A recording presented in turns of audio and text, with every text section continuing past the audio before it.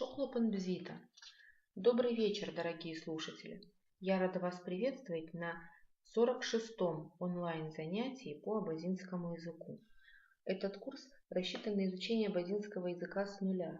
Программа курса разработана организацией Алашара, автор методического пособия Беляль Хасароков. Вести занятия буду я, Фатима Ионова, автор группы Абаза Бызжа. Этот и все последующие уроки будут доступны на официальном сайте alashar.org в разделе «Языки Абаза» в подразделе «Видео», а также в группах Абаза Бызжа и Алашара во всех социальных сетях. Не забывайте подписываться на YouTube-канал Алашара и YouTube-канал Абаза Бызжа. Итак, у нас с вами на сегодняшнем занятии следующий план работы. Мы с вами освоим то, как образуются повелительные наклонения глаголов, повторим некоторые правила чтения и выучим новые слова. Давайте приступим. Значит, грамматическая часть у нас. Разберем, как образуется повелительное наклонение глаголов. Что важно знать об этом? При самостоятельном употреблении глагола повелительное наклонение образуется с помощью префиксов лица, числа и класса. Что это означает на практике? Например, глагол «идти». «Идти» на абазинском языке «цара». Если мы хотим использовать этот глагол с повелительным наклонением, например, мы хотим сказать «иди к мужчине», да, мы говорим «уца». То есть из местоимения «вара» «ты», да, по отношению к мужчине, мы берем первую букву «у», прибавляем к корню глагола «идти». «Ца» получается «уца». Точно так же мы образуем глагол «бца», который переводится как «иди» по отношению к женщине. Точно так же образуется глагол «шца», который переводится как «идите», да? Обращаемся к группе людей. Итак, «уца», «бца», «шца» – повелительное наклонение глагола «идти». Например, разберем теперь еще раз на примере глагола «приходить». «Приходить» на абазинском языке «гайра». «Гайра». Да? Как мы скажем «приходи» по отношению к мужчине? «Вай». Да? Как мы скажем по отношению к женщине «приходи»? «Вай». А как мы скажем по отношению к группе людей, то есть во множественном числе? «Шай». «Вай» к мужчине, «бай» к женщине, «шай», обращаясь к группе людей. Теперь еще раз. «Цара» – это «идти». «Иди», если мы хотим сказать к мужчине, обратиться к мужчине, мы говорим «уца». Если мы хотим обратиться к женщине, мы говорим «бца». Если мы обращаемся к группе людей, мы говорим «шца». Если мы хотим сказать «приходи» по отношению к мужчине, мы говорим «уай». Если мы хотим использовать это слово по отношению к женщине, мы говорим «бхай». А если мы обращаемся к группе людей, мы говорим «шай». Разобрались, ничего сложного, правда? Теперь давайте обратим внимание на выделенные буквы. Буква «ш» состоит из двух согласных. Да? «Ш», «в». Произносится как «ш». Запоминаем мы произношение этой буквы с помощью слова «олень». Олень на абазинском языке «шарах». «Ш», «шарах». Да? То есть, когда нам нужно с вами записать в каком-то слове букву, звук «ш» нужно записать, мы с вами легко сможем это сделать, потому что вспомним слово «олень», вспомним, что произносится как «ш», а пишется как «шв». Дальше буква «г». Посмотрите на букву «г». «Г» палочка. «Г» палочка. Да? Пишется как «г» палочка, а произносится как «г». Запоминаем мы произношение этой буквы с помощью слова «весна». Весна на абазинском языке «агапн». «Г», «агапн». Давайте разберем еще, как образуются повелительные наклонения глаголов на примере нескольких других глаголов. Например, глагол «есть» или «кушать». Да? Глагол «чара». Как мы скажем «ешь», обращаясь к мужчине? «Уча». Как мы скажем ешь по отношению к женщине? Бча. Как мы скажем ешьте, обращаясь к группе людей? Ща. Да? Уча по отношению к мужчине. Бча по отношению к женщине. Ща по отношению к группе людей. Теперь, посмотрите, давайте разберем на примере глагола готовить еду. Да? Готовить. Мацаура. Мацаура. Как мы скажем? Готовь по отношению к мужчине. Значит, мы говорим умацауо. Умацауо. Это мы говорим готовь, обращаясь к мужчине. Если мы хотим сказать готовь, имея в виду готовь еду, обращаясь к женщине, мы говорим бмацауо. Бмацауо. А если мы обращаемся к группе людей, мы говорим шмацауо. Шмацауо. Да? Разобрались. Несложно. Теперь давайте еще раз сами себе напомним, что букву Ш, произношение буквы Ш мы с вами запоминаем с помощью слова олень. Олень на абазинском языке шарах. Ш, шарах. Звук Ц мы с вами запоминаем с помощью слова дерево. Дерево. Дерево на абазинском языке цла. Ц, цла. Посмотрите, обратите дополнительное внимание на то, как пишется звук Ц. Ц, палочка, образует звук Ц. Так, значит, в целом с основным правилом, как образуется повелительное наклонение глаголов, мы с вами сейчас разобрались. Теперь здесь есть такая тонкость, чтобы нам с вами важно ее знать. При употреблении глаголов с дополнениями, то есть в словосочетании, да, в единственном числе выпадает приставка лица и класса. Что это за приставка лица и класса?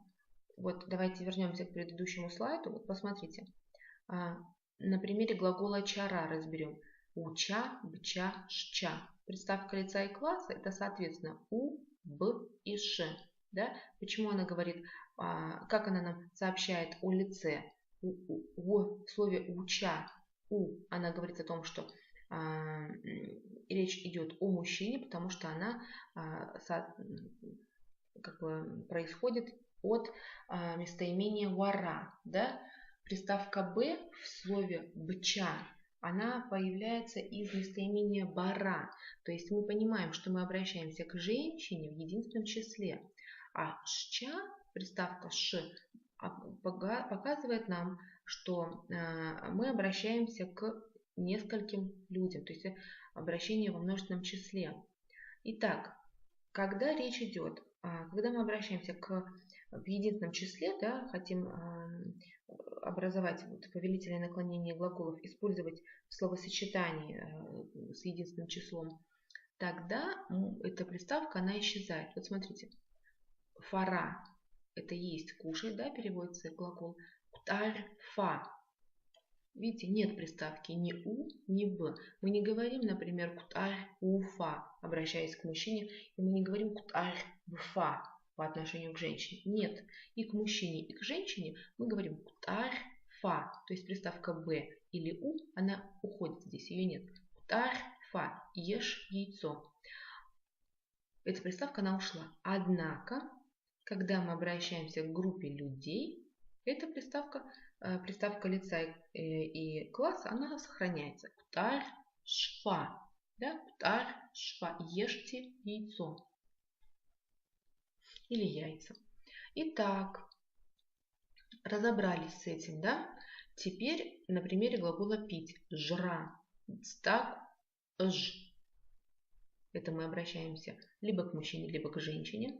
Так как речь идет о единственном числе, приставка «б» или «у» здесь неуместна. Мы ее не используем.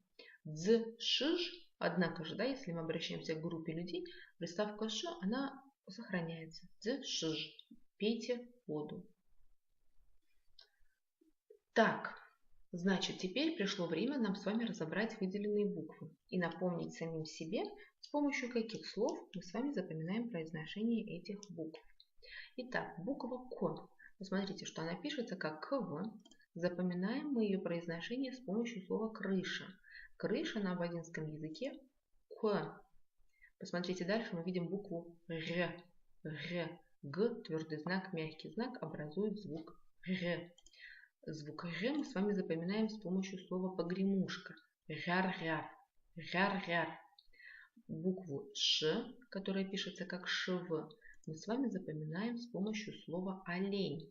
Олень на абазинском языке шарах. Шарах. Букву Ж, посмотрите на слово жра, мы запоминаем с помощью слова корова. Корова на абазинском языке Ж. Дальше, посмотрите, у нас есть буква Дз, которая пишется как ДЗ. Дз. Да? Мы запоминаем эту букву с помощью слова вода. Вода на абазинском языке Дз. И еще у нас есть одна буква, даже две, которые нам нужно разобрать. Буква Т, которая пишется как Т-палочка. Мы ее запоминаем с помощью слова сова. Сова на абазинском языке Т. И буква К, посмотрите на слово стаку. Стаку. Буква К, мы ее запоминаем с помощью слова онжи. Онжи. Онжи – это национальная мужская абазинская одежда. Звук К пишется как К, палочка В. Да? К, палочка В образует звук К. Онжи. Разобрались. Это была часть грамматики. Мы с вами теперь знаем, как образуется повелительное наклонение глаголов. Это очень хорошо. Теперь давайте перейдем к следующей части нашего занятия. Это правила чтения. Начнем давайте по традиции с того, что вспомним, как сказать правила чтения на абазинском языке. Ахарыф кваргабхяще. Ахарыф кваргабхяще. Напомним сами себе, что звук Х, который пишется как Х-палочка, мы с вами запоминаем с помощью слова груша. Груша на абазинском языке Ха. Х, Ха. Звук К мы запоминаем с помощью слова крыша. К. Звук Г мы запоминаем с помощью слова агапн. Весна. Гапн. И звук Х, который пишется как Х, мягкий знак, мы с вами запоминаем с помощью слова золото. Золото на абазинском языке хяпщ. Итак, в этом разделе мы с вами пройдем чтение букв на буквы, которые образуются от буквы К. Да, посмотрите, вот они все перечислены. Давайте сразу приступим к делу и прочитаем слова на слайде. Кб – кустарник, кранту – упрямый, кас – платок. Кб – кустарник, кранту – упрямый, кас – платок. Обратите внимание на звук К в слове кас. Пишется как К-палочка, а запоминаем мы произношение этого звука с помощью слова калина. Калина на абазинском языке карма. Юла, кесей, кисея, квашуа, ливень или гроза. Да? Кем, юла, кесей, кисея, квашуа, ливень или же гроза. Обратите внимание на выделенные буквы. Буква К в слове кем и кесей, мы запоминаем ее произношение с помощью слова юла. Кем. Да? Ну, в целом это, конечно, несложный звук. Как пишется звук К, можно легко догадаться, зная просто даже зная только правила правописания на русском языке. Но тем не менее, давайте обратим внимание на этот звук, постараемся его запомнить. Итак, а звук К в слове квашуа давайте попробуем вспомнить, с помощью какого слова мы с вами запоминаем произношение звука К. К пишется как КВ. Как мы запоминаем произношение этого звука? Конечно, с помощью слова крыша. Крыша на абазинском языке К. Следующая группа слов шкока – белый, макя – точилка, имеется в виду точильный камень, акшара, совпадение. Школа, белый, макя, точилка, точильный камень, акшара, совпадение. Звук О в слове школа. Посмотрите, обратите внимание на этот звук. Это не самый простой звук, я думаю, он достоин дополнительного внимания. Посмотрите, он пишется как К, палочка, В. К, палочка, В. Эти три буквы, эти три буквы образуют звук О.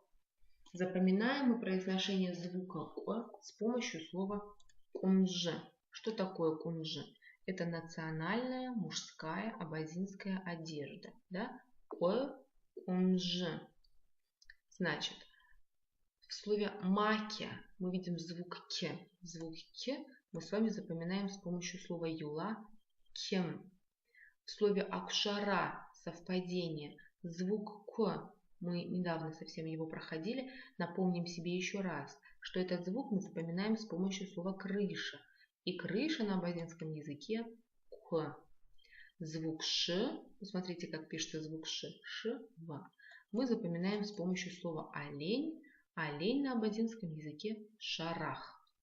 Итак, школа – это белый, макя – точилка, точильный камень, акшара, кядыг – квартал, кяса – поздний, чкон – мальчик. Кядыг – квартал, кяса – поздний, чкон – мальчик. Посмотрите на слово кядыг, а также на слово кяса. Мы видим, что у них есть общий звук, звук К. Посмотрите, как пишется этот звук. К, палочка, мягкий знак. Давайте постараемся разобрать, да, что означает этот звук, какие есть подсказки в написании самого звука о том, как его произносить. Значит, К, палочка, мягкий знак – это все равно, что звук К, да, К, палочка – это звук К. Вместе с мягким знаком. Мы знаем, что назначение, смысл мягкого знака, функция, да, смягчить предыдущую букву. То есть смягчить произношение буквы К. Если мы захотим смягчить произношение буквы К, у нас, конечно, получится звук К. К, кекядыг, кекяса. Да? Запоминаем мы произношение буквы К с помощью слова кукла. Кукла на абазинском языке кянджи, кянджи. Обратите внимание на следующий звук, это звук Г. Звук Г пишется как ГВ, да? Мы его запоминаем с помощью слова сердце. Сердце на абазинском языке Г. Г. Это мы с вами уже не раз проходили этот момент, эту букву. Не будем сейчас дополнительно останавливаться на ней. В слове чкон мы видим звук К. Звук К. Давайте обратим внимание на то, как пишется звук К. К, палочка, В. К, палочка, В образует звук К. Напомним себе, что мы запоминаем произношение этого звука с помощью слова кунжи. Кунжи. Кунжи – это национальная мужская абазинская одежда. Да? Еще раз прочитаем слова на слайде. Кядыг – квартал, кяса – поздний, чкон – мальчик. Кядыг – квартал, кяса – поздний, чкон – мальчик. В слове кянджи обратите внимание на звук дж, пишется как дж, мягкий знак. В слове кунжи обратите внимание на звук ж, пишется как жв. Следующий слайд и следующая группа слов. Камбыста – капуста, куары – овраг, куашара.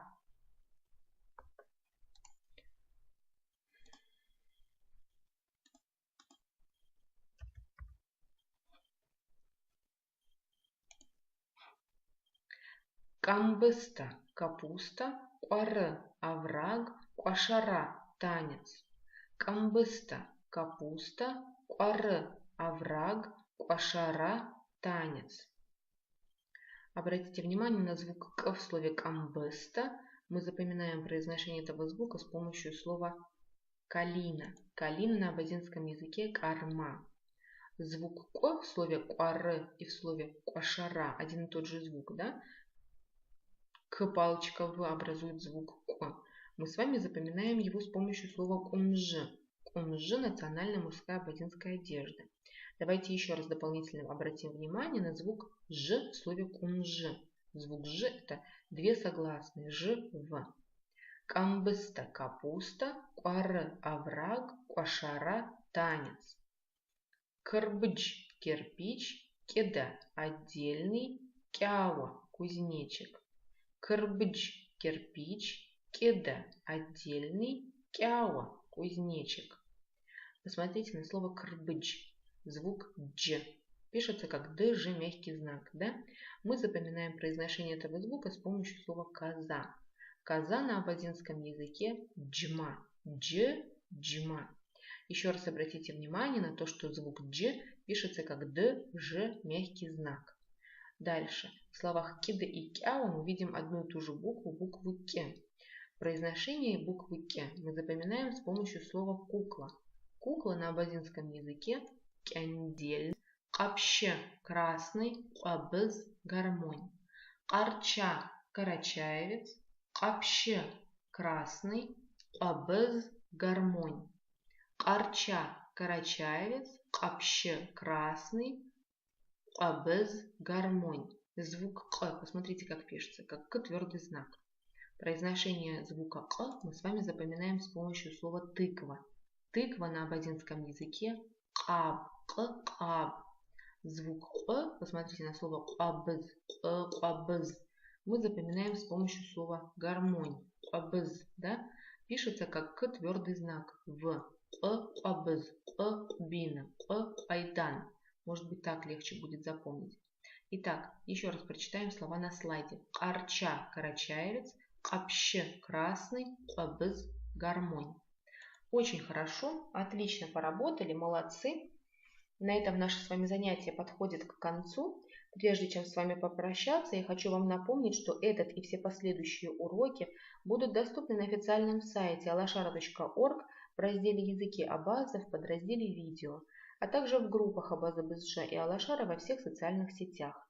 Не забывайте подписываться на YouTube-канал Алашара и YouTube-канал Абаза БСЖ, ставьте лайки, комментируйте видео. На этом я с вами прощаюсь. Аллах Джазарасхат.